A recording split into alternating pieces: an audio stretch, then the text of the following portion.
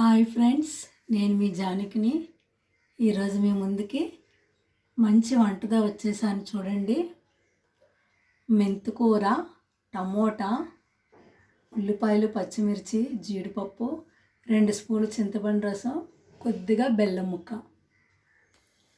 Friends, మీకు ఈ మెంతికూర చేదనేది లేకుండా మీకు తెలియకుండా నేను చేసి చూపిస్తానండి. ఆయిల్ వేడెక్కిపోయింది. పచ్చిమిర్చి, ఉల్లిపాయ ముక్కలు వేసుకొని కలుపుకుందామండి.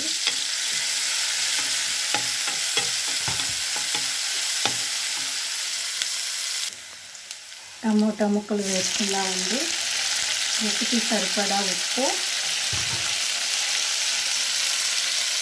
కారం, జీడిపప్పు ఇలా చిన్న ముక్కలుగా కట్ చేసి వేసుకోండి. కూర అంతటికి కలుస్తుంది. పెద్దగా ఉండడం వల్ల మనకి కూర అంతటికి తగలదు జీడిపప్పు.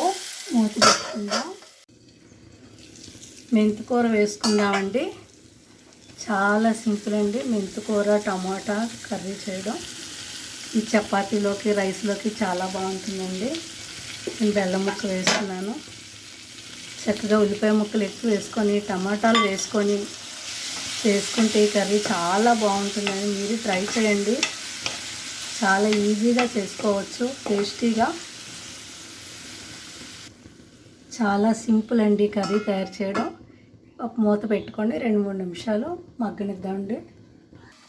ఫ్రెండ్స్, ఇలా చేసుకోండి. మీకు అసలు చేదు అనేది తెలియదండి.